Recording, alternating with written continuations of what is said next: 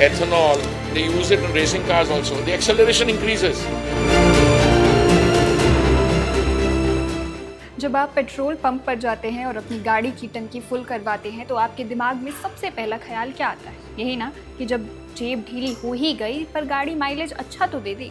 लेकिन क्या आपको पता है कि जिस पेट्रोल को आप अपनी गाड़ी में डलवा रहे हैं वो अब प्योर पेट्रोल नहीं है, उसमें मिलाया जा रहा है इथेनॉल। और इसी को लेकर पिछले कुछ दिनों से सोशल मीडिया से लेकर देश के हर चौक चौराहे पर एक ही बहस छिड़ी हुई है। क्या इथेनॉल मिलने से हमारी गाड़ियों का माइलेज कम हो रहा है? क्या सरकार हमारे पैसों के बदले हमें कम एवरेज दे रही है? इस बड़े सवाल पर खुद देश के पेट्रोलियम और प्राकृतिक गैस मंत्री हरदीप सिंह पुरी ने एक ऐसा बड़ा खुलासा कर दिया है जिसे सुनकर आपकी सारी चिंताएं दूर हो जाएंगी और आप भी कहेंगे ये बात तो हमें पता ही नहीं थी। अब आप सोच रहे होंगे कि सरकार ने ऐसा भी क्या कह दिया। दरअसल केंद्रीय मंत्री हरदीप सिंह पुरी ने साफ साफ लफ्जों में कहा है कि जो लोग इथेनॉल को गाड़ियों के लिए खराब मान रहे हैं वो एक बार रेसिंग कारों को देखें। जी हाँ, दुनिया की सबसे तेज भागने वाली रेसिंग कारों में आज इथेनॉल का इस्तेमाल बहुत ही कामयाबी के साथ हो रहा है। क्यों? क्योंकि इथेनॉल कोई आम फ्यूल नहीं है। साइंटिफिक लैंग्वेज में कहे तो इसकी ऑक्टेन रेटिंग लगभग 108 रॉन होती है। अब इसका आसान मतलब क्या हुआ? इसका मतलब ये है कि जब ये आपकी गाड़ी के इंजन में जाता है तो इंजन की ताकत यानी परफॉर्मेंस बढ़ जाती है, गाड़ी में नॉकिंग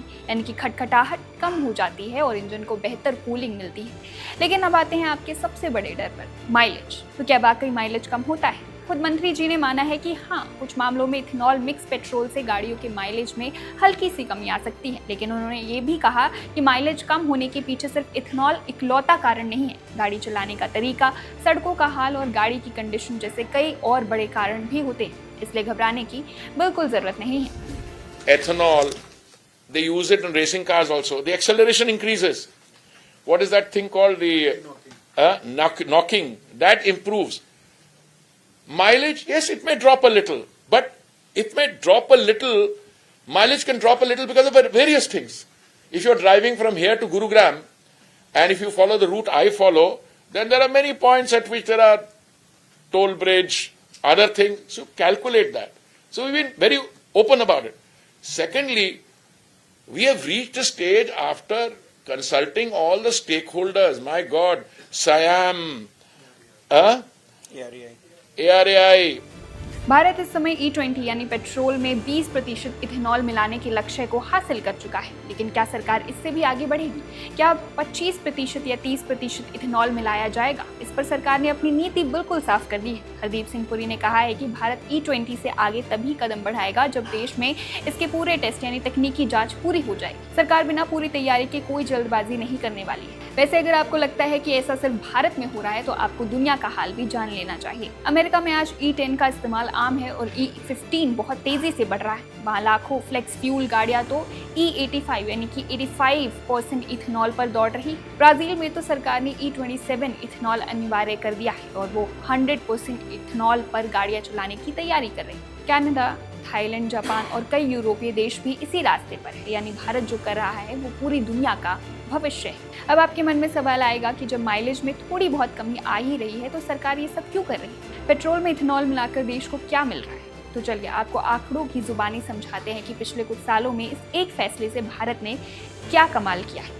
विदेशी मुद्रा की बचत, 1.90 लाख करोड़ से ज्यादा किसानों को भुगतान, 1.60 लाख करोड़ से ज्यादा कच्चे तेल के आयात में कमी और करीब 310 lakh metric ton carbon dioxide उत्सर्जन यानी कि प्रदूषण में कमी, लगभग 930 लाख मीट्रिक टन।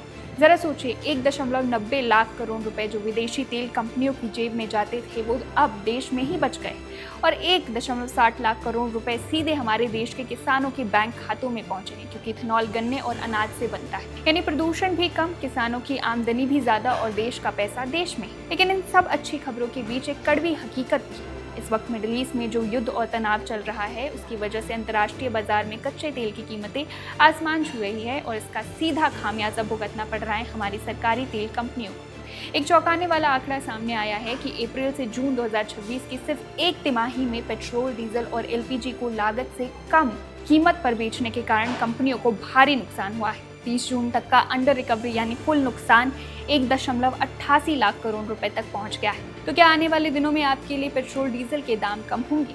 मंत्री जी ने इस पर बहुत साफ कहा है कि अभी कीमतों में कटौती की उम्मीद करना जल्दबाजी है। अगर अगले 2 से 3 महीने तक अंतर्राष्ट्रीय बाजार में कच्चे तेल की कीमतें कम और स्थिर रहती है, तभी सरकार दामों को घटाने पर विचार करेगी। तो मतलब ये है कि इथेनॉल से आपकी गाड़ी का माइलेज भले ही 19 से 20 हो जाए, लेकिन इसमें देश की तरक्की का माइलेज सुपर फास्ट हो रहा है, पर्यावरण साफ हो रहा है और अन्नदाता आत्मनिर्भर बन रहा है। लेकिन चलते चलते एक बड़ा सवाल आपके लिए। सरकार ने तो साफ कर दिया कि वो बिना पूरी टेस्टिंग के E20 से आगे नहीं बढ़ेगी, लेकिन क्या आपकी गाड़ी इस नए फ्यूल के लिए तैयार है? क्या आपको लगता है कि देश की तरक्की के लिए माइलेज में थोड़ा सा समझौता करना सही है?